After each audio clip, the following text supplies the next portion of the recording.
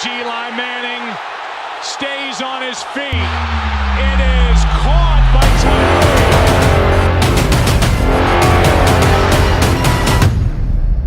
Welcome to Catch the Moment podcast. It's your host, David Tyree. Super excited about today's guest, international speaker, three-time author, man of tremendous impact in the mental health space. It's my new friend, brother from another mother. You already know what it is. Now, Nate Evans, how we doing, family? Hey, man, it's an honor and a privilege to be here. First things first, where were you the first time that you saw the helmet catch? What were any of your memories? Nah, it was YouTube. YouTube. Yeah, YouTube. I'm a YouTube guy. I'm a YouTube. I actually have like the premium subscription. Like, yeah, I remember being really inspired, honestly, by the moment. And the beautiful thing about YouTube, I can rewind it back, I can save it, all of those things. So putting it in my own personal just favorites file, that along with several other things, is just a great way for me to kind of reflect on those moments. Yeah. But yeah, YouTube. 33, right? Yes, sir. Man, bro, I'm 43. I'm out here, got a whole decade on you, my dude. I'm out here. That's young. That's young. That's Absolutely, young. Man.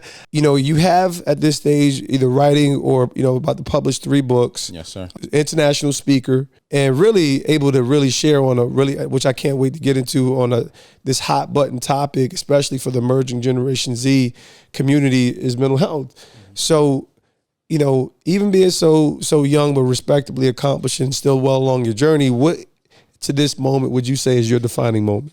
Wow, my defining moment. Actually, I know exactly what it is.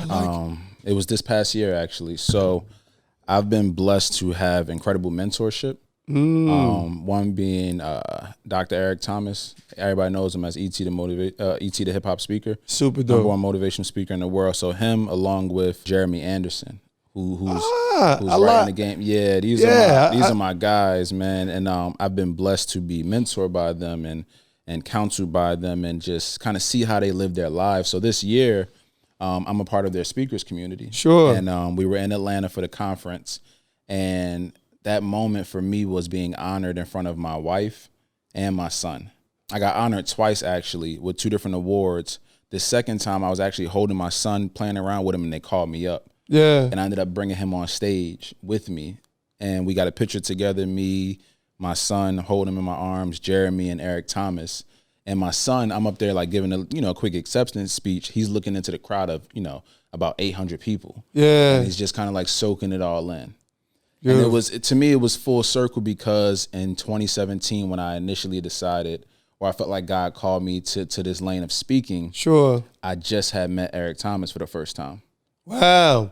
Now, was it an organic meeting? And I mean, obviously, yeah, most people know exactly who ET is, the majority of people. So it was an organic opportunity, just end up being in the same space? It was super organic. We were in Philadelphia. I was with a friend of mine, and ET had a conference he was doing called Stay Ready.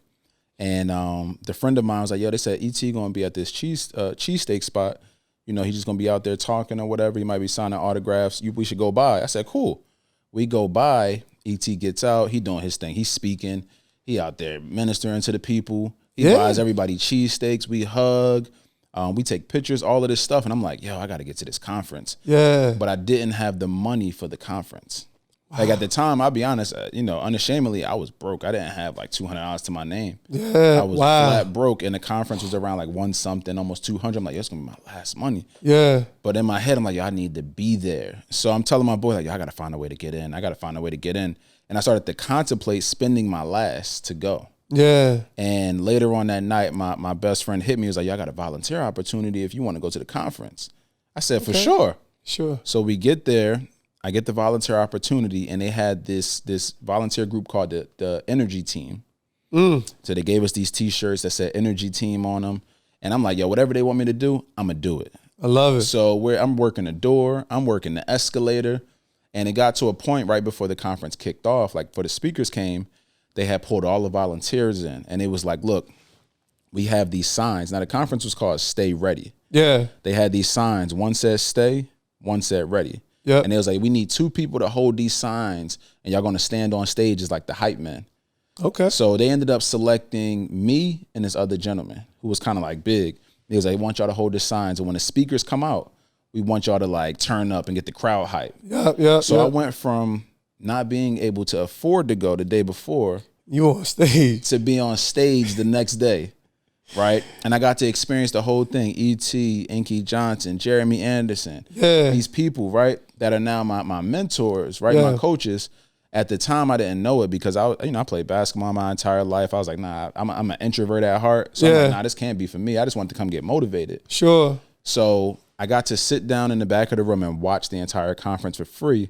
And I felt like God told me, he was like, this is what the next stage of your life looks like. And I'm like, I don't know about that. Yeah. And it's like, nah, this is it. This is it. So full circle, this year, 2023, to be on stage with those same individuals. You know what I mean? Being recognized, being peers. My son playing with the kids, playing with the family. It's beautiful. Yeah, man. Yeah, that's definitely mind blowing, man. And you have background. Like I said, Garden State, Dirty Jers. Dirty Jers. You down there in AC. And AC, obviously, most people here from the outside, it's all casinos. I'm a Jersey guy. The funny thing is, I got a quick funny story is, I got hit on a timeshare back in the day. And, like if anybody ever got hit on a timeshare, you just knew you took an L after a couple years, right? But, it's hard to take an L, right? It's hard to take that L. So they got me down there back in the day. I probably just get my little first contract, 05, something like that. And I'm in Atlantic City. They sold me good. I'm over here. My wife like, babe, just get the free night. Let's get out of here. I'm like, no, babe, well, Man, I still got that daggone timeshare to this day. Oh, man. Right on. And the good thing is it's on the strip. It's on the beach. I'm like, man, this little 2-bedroom shack. I just start seeing them other joints down in Florida and Vegas. I'm like, right. But AC is rough, is real. So I don't know exactly. And like I said, Jersey's people don't know. It's like, you could be right in the mud. You could be around the corner from the mud. It's like very hyper local. So what was life like? So I can the contrast from that area, growing up with some of the challenges, because like I said, you either in it or around it. What was life like and what was shaping you, from those formative years? It was a whirlwind, to be honest. So I grew up in both Atlantic City and then the city next to it, Pleasantville. So I bounced around back and forth. Got it. Mom and dad, sometimes live with aunt, sometimes live with grandma. No real stability. Okay. I mean, I bounced around from 9 different schools from first grade to high school. Just instability within the family, just kind of figuring out, trying to figure out where would you be. So it was challenging building that stability. Mm-hmm. And kind of looking back, it was like, man, how could you really form friend groups and things like that? Yeah. The good part was I got to deal with all different types of people. I see it in hindsight now, but before it's like, I don't want to leave this. I just made these friends. Yeah. So I'm bouncing around place to place. And then at the same time, like you said, it's rough. So people see the casinos, the glitz, the glamour, all of these things. But then you have the hoods. Man. You have the drug dealing. You have these. And as a young kid, I was exposed to gangs, drugs, violence, seeing dead bodies. At a young age, was touched, molested. Like all of these things happen. Oh, man. And it's like as a young kid in this community, how do you process what's happening? How do you process what's going on? Because you don't necessarily have those type of male figures around you to be like, hey, this is how we're going to process your emotions. People weren't talking about mental health. Not at all. Emotional wellness. So it's like, all right, what do you do? For me, the natural thing was to gravitate, all right, I need to find a scapegoat. Mm-hmm. And the basketball just happened to be there. Wow. That was the thing I gravitated towards. So it's like, while it turned out to be something that, this is my first love, it was also my safe space. Got it. You know what I mean? It was refuge. It was refuge. So it's like, this is the thing that I know I'm safe if I go do this. The homies, they looking out. I'm good to go. So I just played ball and I just put everything that I had whenever I was depressed or anxious or stressed or something was going down in the house. I can just go to the basketball courts. Man. You know what I mean? That's special. And you can just release it all there. The issue with that is this. What happens when the ball stops bouncing? There it is. You know what I mean? What happens when you can no longer play the game? Yep. I be trying to tell the young boys all the time. They're like, yo, man, I want to do this and that. I'm like, what happens when you can no longer play it? Like, who are you outside of this? Identity, right? Yeah, man. I went through the craziest identity crisis when ball stopped years later. Sure. But, kind of going back to it, it's like I put everything into ball, so I got really good at it. Absolutely. Fast forward, I get the point guard. Point guard, shooting guard. Shooting guard. Okay. High school, we had I played in Pleasantville High School. Give me some numbers. Like what was let me see? Yeah, average? What was it, like 15 and like 8? All right, respect. You know what I mean? And those rebounds too. That wasn't even assists. Like, 8 rebounds? Yeah, we had a small team, so I'm Okay, I grabbing got you. boards, all of that. You Right? ain't doing it. Right. Give me that. I look short, but I had bounce. Like I'm talking 2 hands, all of that. Yeah. So it was crazy, but I put everything into sports, and I was able to mask a lot of what I experienced through sports. I'm real laid back. I'm chill. Nate's good. I'm hooping. I'm an all-star athlete. Yep. I ended up getting a full ride scholarship to play ball down in Memphis, Tennessee. Man. And it was, while that seemed great, there was still a lot of challenges and adversities because there was so much that I just didn't process. I just pushed down. Sure. Right? I just pushed down. That's so it's right. like, I'm a first generation high school graduate. Meaning my parents, they were teenagers when they had me. Man. You know what I mean? They dropped out, got their GEDs later on. Yeah. But I'm the first one. So it's like I'm the trailblazer. And it's like, yo, that's dope. But at the same time, that's a lot of pressure. You know, it's wild because to hear that, you might hear that every now and then within, because I'm 10 years older than maybe even previous, like that's severe. That's like that's, Yeah. So, you know, from an expectation standpoint, because obviously the sports was creating a lane for you and like, was it truly extra burden as you moved out to Tennessee, and how did you navigate, you know, I'm assuming that you took that full scholarship. Yeah, absolutely. So how did that go? I mean, like, because now you're away from everything that's familiar, right? You talk about transition and who we are and what makes us stable. Yeah. It's interesting because there was a burden, but it was self-inflicted. Okay. Like my parents never really Appreciate the accountability. I like that. No. Yeah. Absolutely. My parents didn't necessarily put the burden on me when it came to that. Like there weren't super high expectations. Sure. But I had some of my own that I just like held myself to. And the summer before I was supposed to go down to school, I ended up living with my grandfather. And me and my grandfather like this. I'm talking tight. That's dope. You know what I mean? Tight. I always love hearing it. And one day I come home from playing ball or whatever, and he's sitting on the couch, just how we sitting. And something seems a little off. Like he's holding his stomach and he's like in a lot of pain. And I'm like, man, something ain't right. Yeah. So my younger brother, I have 2 younger brothers. One is 4 years younger than me. He was at the house. I said, hey, what's going on with Pop-Up? Yeah. He said, man, he been like this all day. I was like, all right, we got to take him to the hospital. Okay. Now, you know, that older generation I'm about to say, ain't what, trying to go ain't to, trying you know to what I hit. mean? You know, they're not trying to go. I'm good. But at the time, it's only me and my brother. I'm nervous. So I'm like, yo, we got to do something. So I pull him in the back room. I'm like, yo, so we're going to take him to the hospital. This is what we're going to do. On the count of 3, we just going to grab him. You know what I mean? Say word. We're going to grab Y'all him. bag grandpa? Look. Bagged him up? Here's the thing. I'm lifting weights, getting ready for college. My brother played football for Holy Spirit down in South Jersey, so he's already lifting weights. I'm like, look, he can't beat both of us. You know what I mean? He can't beat both of us. So I'm like, yo, what we're going to do is I'm going to count us down. We're going to stand on each side of the couch. And we're just going to grab him and put him in the van. I just got my license. I'm driving now. Yo, so this we is literally, so G-code right here. So, this is y'all duct tape grandpa? Nah. We had to do something, man. So we ended up going out there, and he's sitting on the couch. He's not paying us no attention. I'm like, all right. So I'm counting down my fingers. I'm like, yo, 3, 2. And we like grab, like maul him, like we trying to rob him. Yeah. We put him in the van. I get his license and all this stuff, and I ended up, flooring it to the hospital because I'm nervous. I don't know what's going on. Sure. I'm used to seeing him be very active, right? I got him. He could fix anything. You know what I mean? He one of them type of dudes. Got you. Mr. Fix It. So to see him like this in this position, I was like, Say right. Right. So we get to the hospital. My nerves are chill. We make some phone calls. Family start to come in.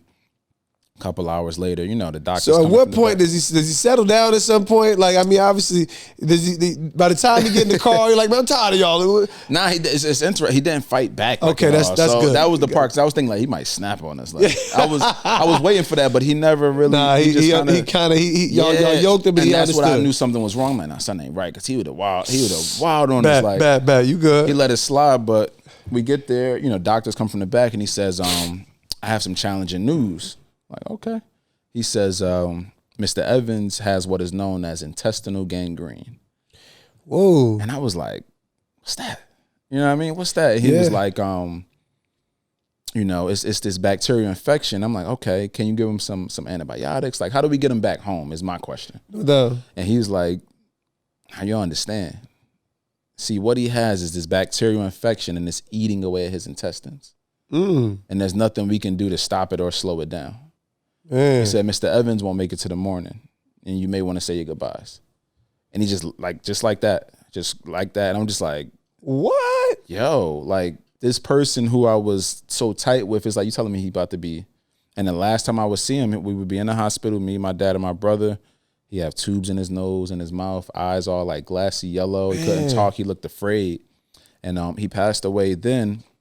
And this is what, about a week or two before I was supposed to go down to school. And he was going to drive me to school from New Jersey to Memphis. I got you. He was so excited about driving me to school too, because he ain't had passed a third grade education.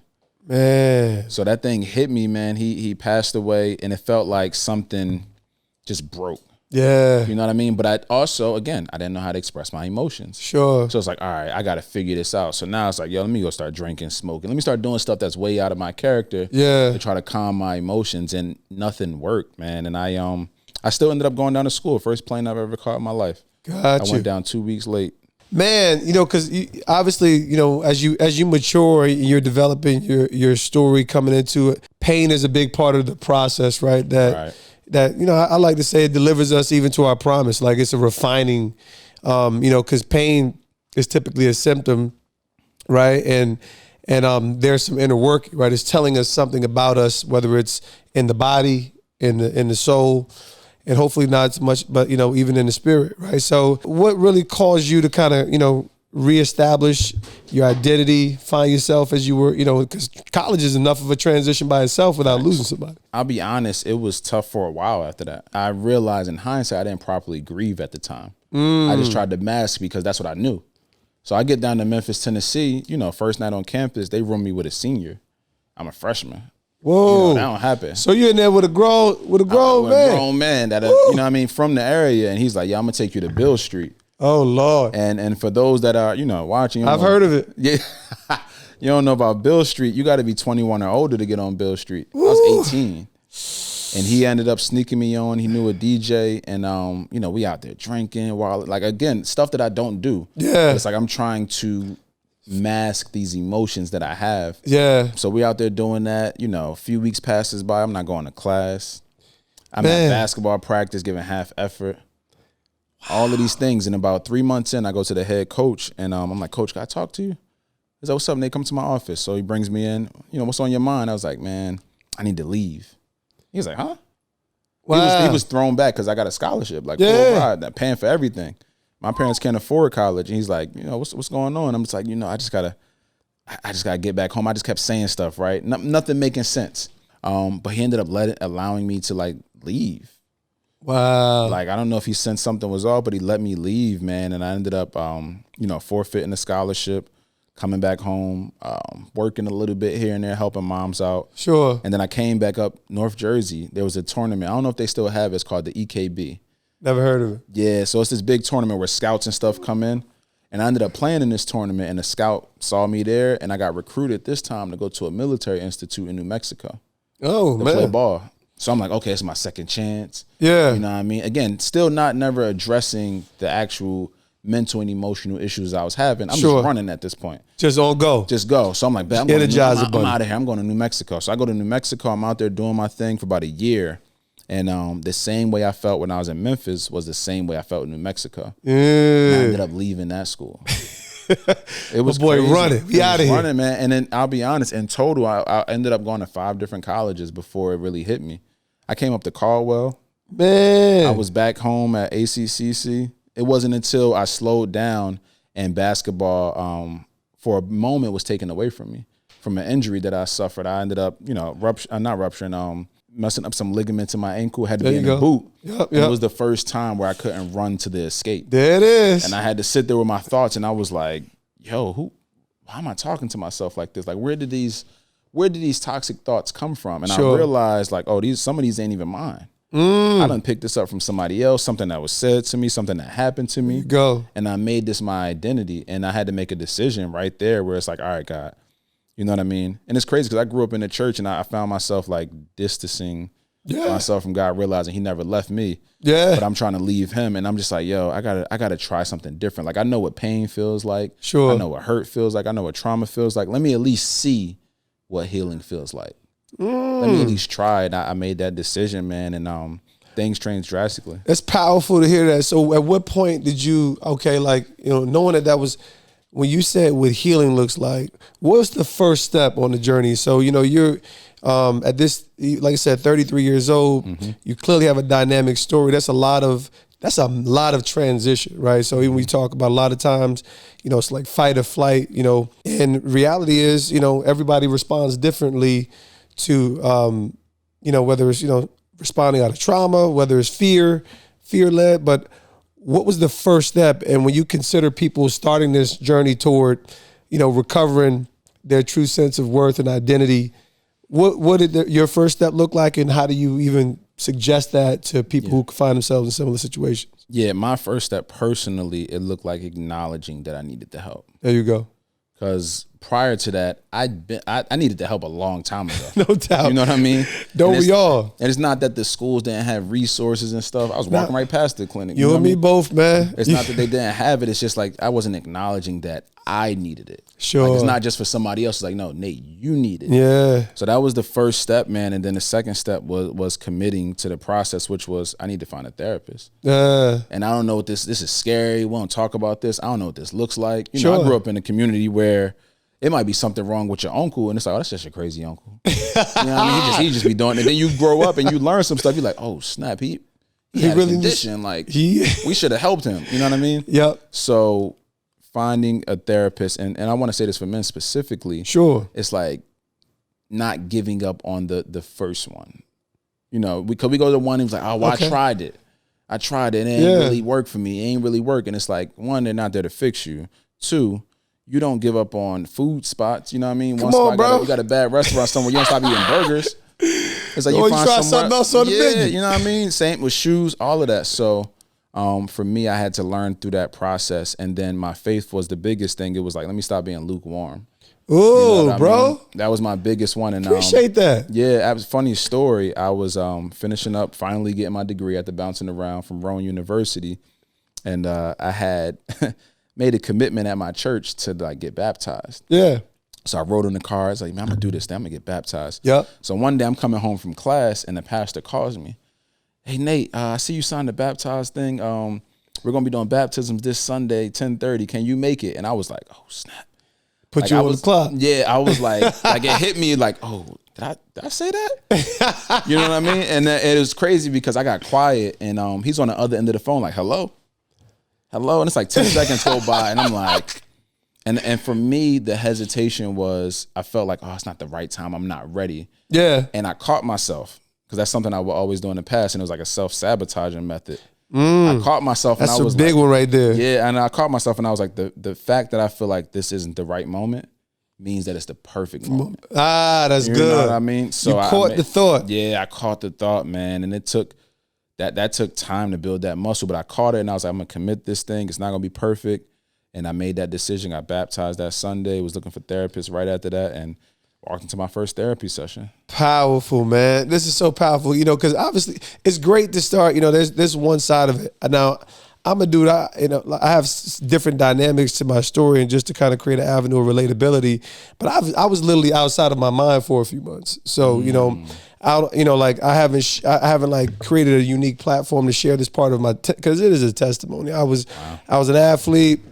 I get arrested on marijuana after my rookie year. Through my, and that was my road to Damascus moment. You sitting there in a jail cell, and after being NFL Special Teams Rookie of the Year, Giants Rookie of the Year, all the success, here I am with just all of my decisions because I wasn't raised in the faith, but I was the Lord of my own life.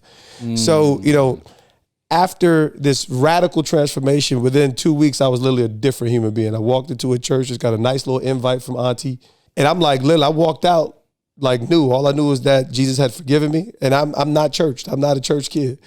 But it was just after getting arrested, I figured, why not go to church? Right. You know what I mean? Like, I done tried everything else. Like, I drew my conclusions at 24 years old that I'm not good at leading my life, right?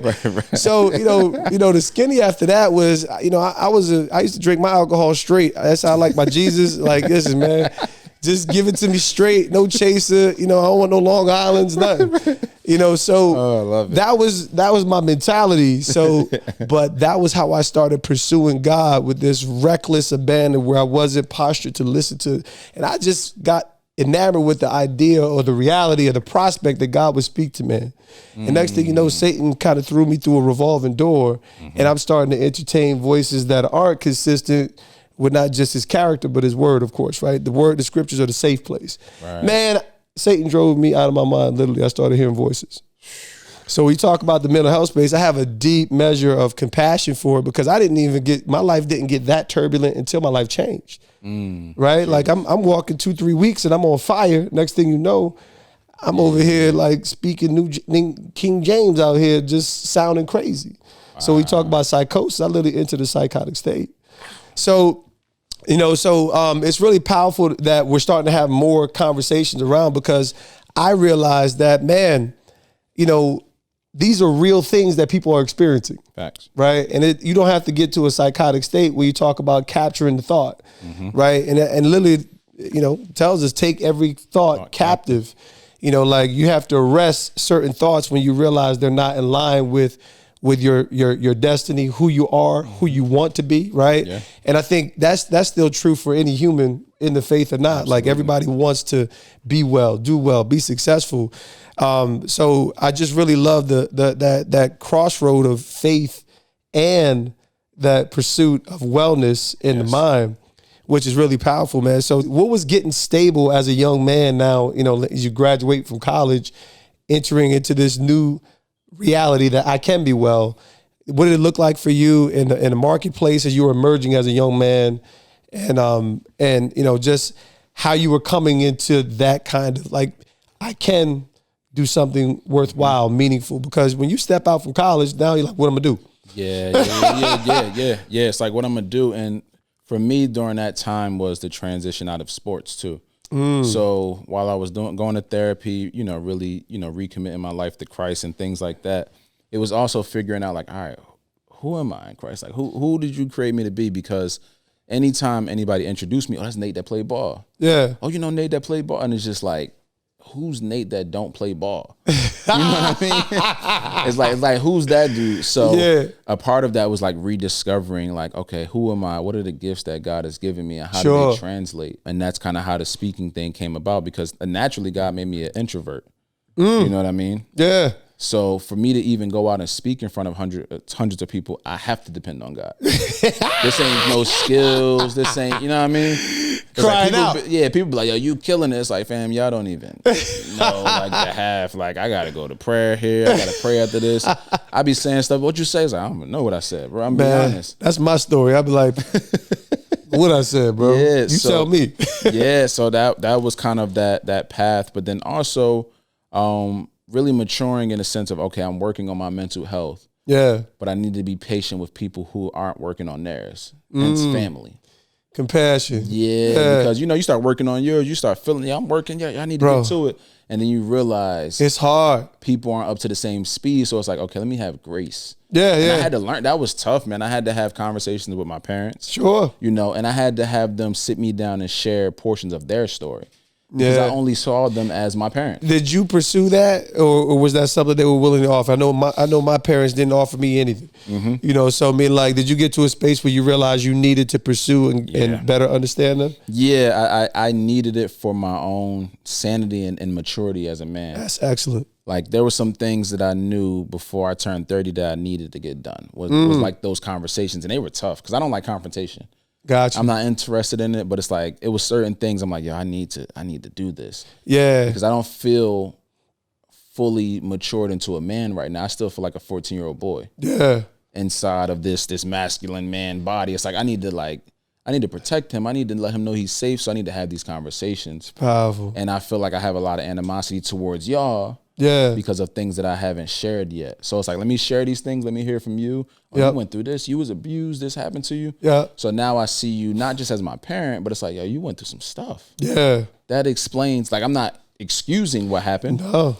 But it's helping me to understand, and I was able to grow with grace. And now I can love you for who you are and not who I wanted you to be. There you go. You know what I mean? Or not what I thought you owed me. Right. To an extent.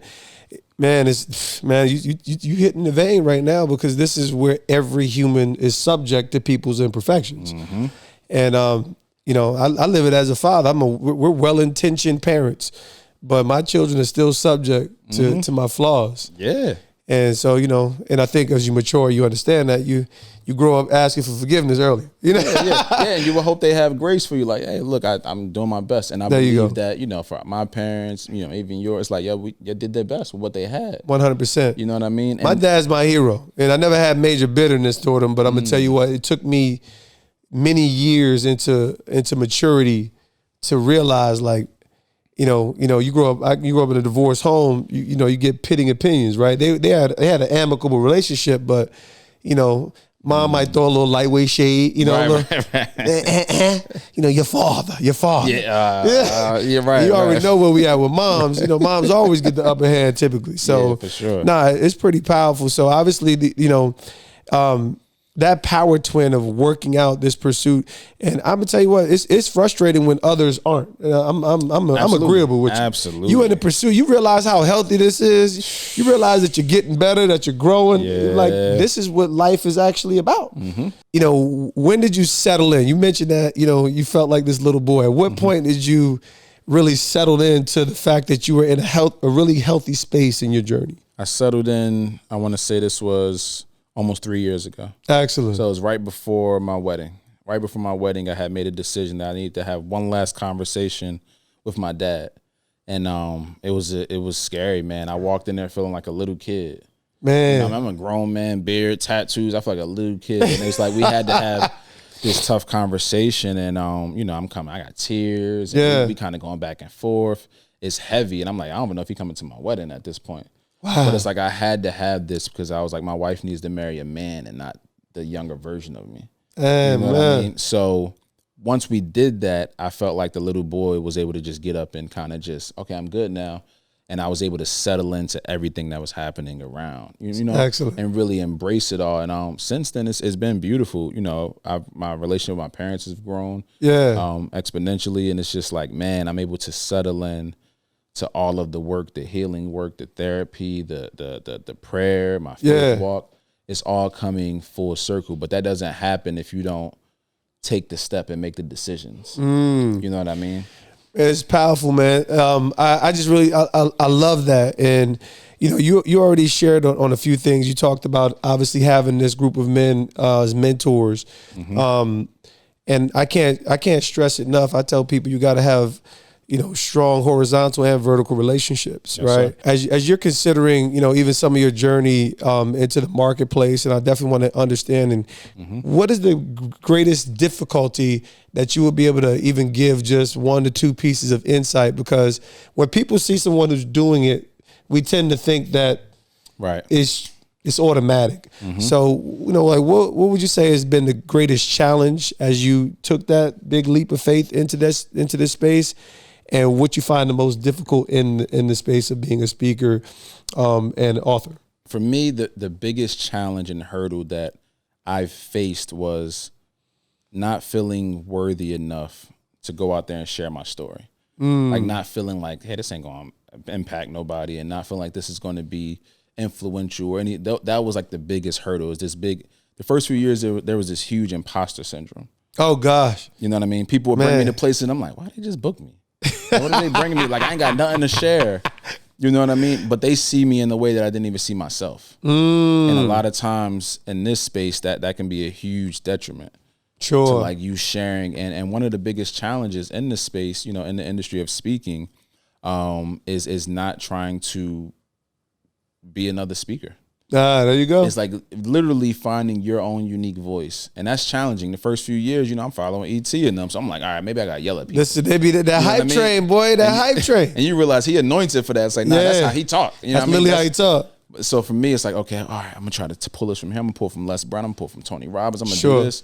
And it's like, while you can admire and learn, it's like, you have a very unique voice. There you go. You have a very unique tone, a very unique cadence, and a very unique story. Sure. And there's a lane in this industry specifically for you. Not for ET 2.0, not for the carbon copy of somebody else. It's like, no, you. And when I learned that, things started to accelerate fast because there was a space made just for Nate that God created. And I can get back in my own lane. Man, I love the way you finished that. Get back in my own lane. I tell people, it's imperative to know your lane, but also know when to get out of your lane, right? Meaning like there's, and I think you have to define that. Me being a special teams maven, in the football, you ran down on kickoff and you had a lane, you had a little spot that you was required to be at a certain place at a certain time, but intuitively, and whether it's recognizing opportunity, having instinct, your gut and certain things. I think it holds true in life. Know when to get out your lane so that you can seize a unique opportunity. That's good. But it's really imperative to understand yourself. So you talk about uniqueness, which is I really feel like it's the only thing that's going to separate people continuously moving forward. Right? Everybody has a brand, a product, and a service. So if everybody got one, what's the distinguishing factor? It's not just Nabisco anymore. No. It's you. You're the distinguishing. I tell people all the time, like, look, I travel all around the country, all around the world. It's like, it's not that I'm the greatest speaker, right? But it's like, I know who I am. Yeah. I'm very unique. I'm different in certain ways. I'm going to be fully myself. I'm going to come to this engagement dressed like this in jeans. Sure. With a hoodie and a hat on. Yep. I'm going to come comfortable and I'm going to come and relay this message with confidence, knowing that I have a solution to your problem. Sure. And that opens the door. I don't have to try to be anything else. I don't have to worry about how many speakers there are. Yep. You're bringing me because of what I can bring value to. Excellent. You know what I mean? And Excellent. I've lived enough and I've had enough experience to where I can do that. You know what I mean? Yeah. Vice versa with you. It's like, yo, what you're bringing even with the pod, it's like, this is unique to you.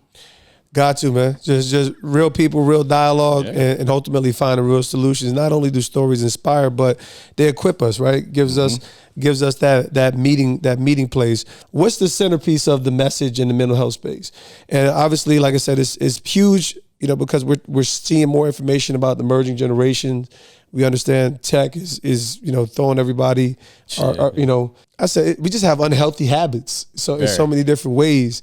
So there has to be a real action plan. It's not, folks ain't outside. The things that we know that's healthy, we're not doing anymore. So what's the centerpiece of your message and some of your story in this space? Yeah, the centerpiece for all of my messaging is resilience. That's beautiful. The centerpiece, no matter what I'm speaking on, where I'm speaking at, what I'm speaking about. At some point, resilience gets weaved into there because I believe it's relevant to everything. So true. You know what I mean? Whether we talking leadership development, mental health, retention rates, whatever it is, at some point, somebody has to be resilient enough to push through that adversity. Yeah. A quote that I always share is like, resilience is a choice, adversity's not. Bam. You know what I mean? Like we all at some point have to go through our own level of adversity, whatever it is. It's never going to stop for me, for you, for nobody. But it's like resilience is a choice. Yeah. So that's always the underlying just middle part of everything. It's like we have to hit, this is the essence of it all. Sure. I can branch and create and do all different types of things. But this has to be the foundation of it all. Talk to me about a couple, like in your books, you share with us the two that you have, and what are people going to walk away with engaging with your content? In some of your books? Yeah, so my initial book is Building Muscle, Life is Your Trainer. At the time when I wrote it, I was actually a personal trainer at the time. Nice. When I was writing this book and I was winning awards and I was doing all of this stuff, so people thought it was a fitness book. Okay. And it had nothing to do with fitness. It was everything I just shared with y'all. It was about me bouncing around to 5 different colleges, 9 different schools growing up, about being abused, but it wasn't just this big sympathy story. It was like, hey, these are the lessons I learned. Sure. So every chapter had like 3 or 4 training lessons in it of things how I learned how to navigate through these seasons. So that book was my first book. I actually did 2 editions of it. The first one was like really raw. The editing was terrible. Yeah. I typed the whole thing on a broken iPad mini. I was like, I gotta get this out. And I'll tell you about the power in that is this. I wrote that book, right? Like I said, on a broken iPad mini, not a laptop. Sure. I didn't know how to do the cover. I went on YouTube University. You know how we do. I figured it out. I can't do it. I missed the YouTube where I be struggling. Look, I did that. I put this book out, and I was speaking once at the Covenant House in Atlantic City, which is a homeless shelter for like teens. Yeah, I'm familiar, yeah. Yeah, I had a young man come to me. We were doing a men's group, and he was like, hey, can I talk to you? I'm like, what's up? I was like, man, I just want to say thank you, man. I appreciate you. I read this book. Come to find out, he read the book 10 times. The one that was terrible. Wow. About 10 times. And he was like, yeah, it saved my life. So it's like, that's just a message for somebody like, yo, don't worry about the imperfections. Like, put it out. Like, put it out there. People need what God has given you. So Man, that's a message for me, dog. Hey, look, for real, that's for real. But I ended up kind of improving that book. I added an additional chapter, wrote a second volume, and then my second book, which was I Love You, Letters of Love from Black Men to Black Boys. Beautiful. I was with my wife in D.C. This was before we got married, actually, and I kind of got into the mental health space, and I was speaking on it. And we went to this conference. Taraji P. Henson has this big nonprofit foundation called the Boris Lawrence Henson Foundation after her father. And it was all of these black mental health professionals there.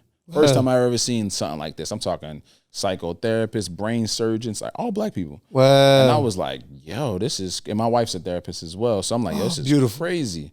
And I was in the room, and I'll never forget him. We actually exchange information now. We talk.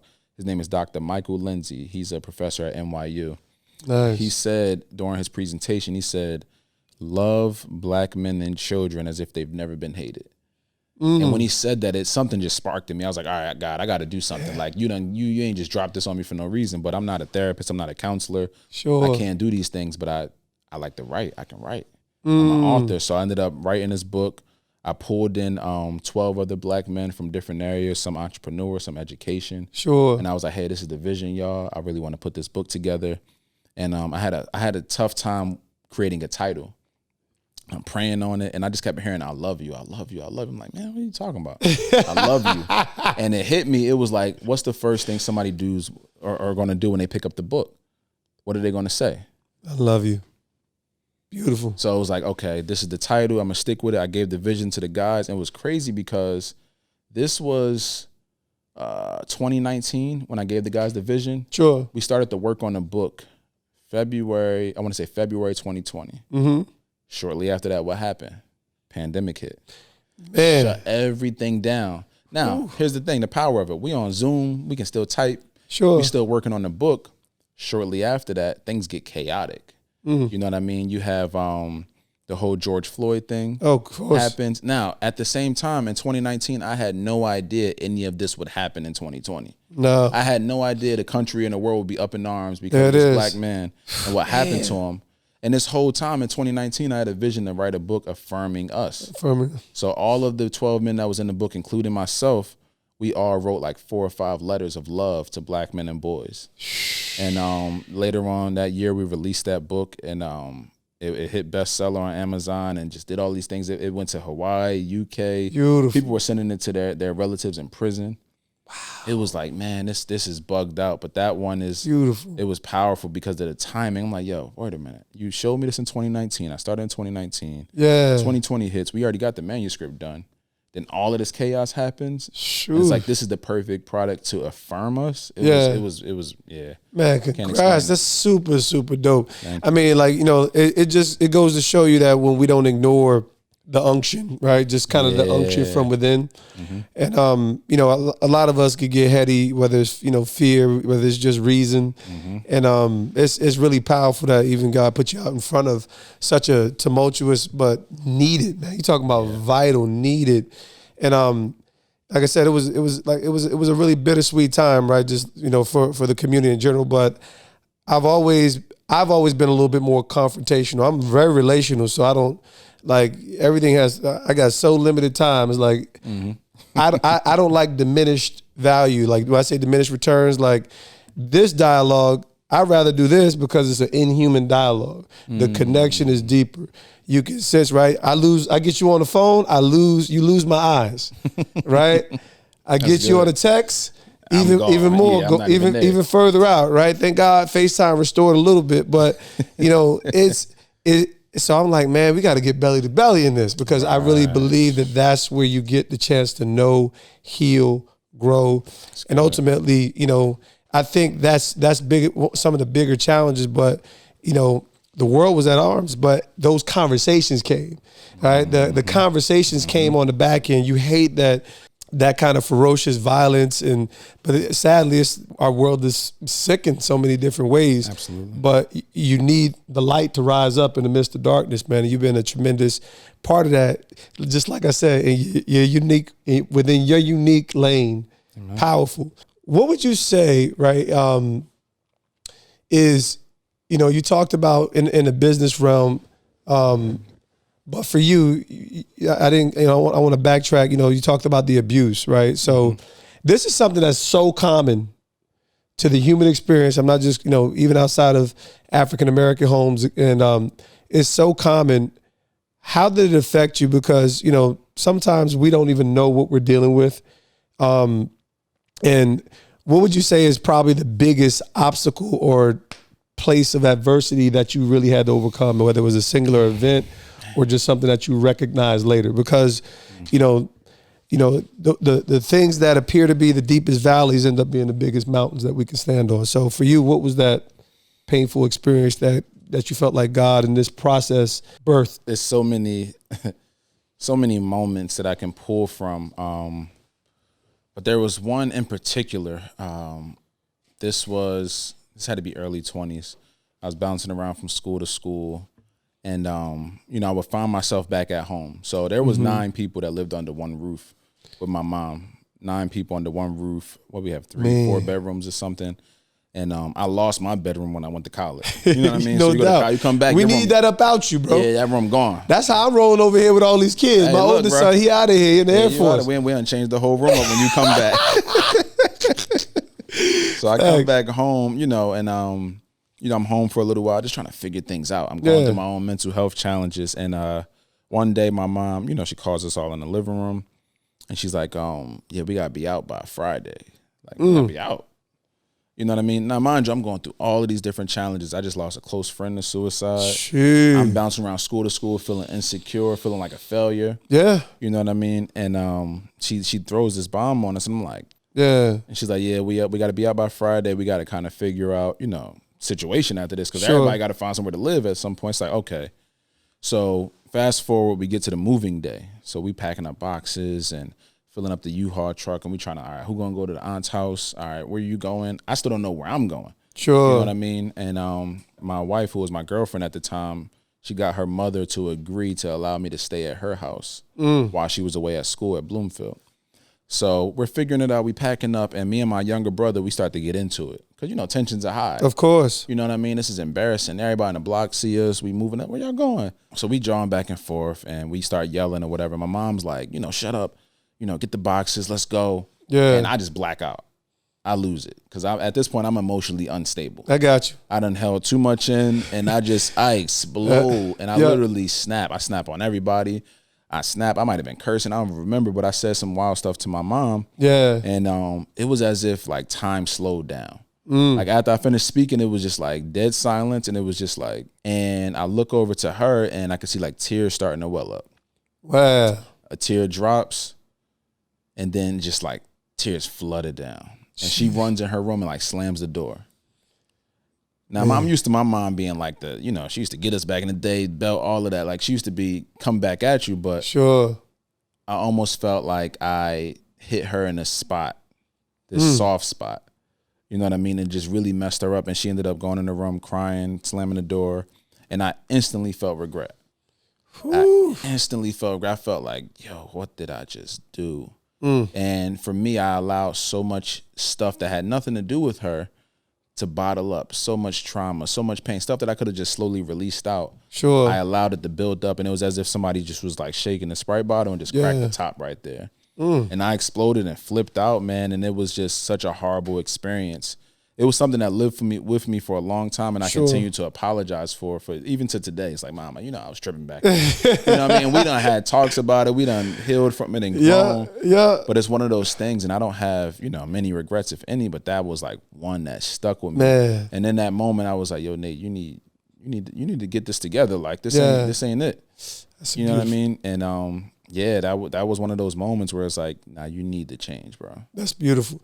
I tell people, obviously change is difficult, but it's very necessary. I'm talking about, from a growth perspective. And I tell people, I said, one of the greatest motivations is, we have to have a standard that's higher than ourselves, or a love for one that is beyond ourselves. And when you kind of reminded me of a similar moment for me, is like, man, 8th grade,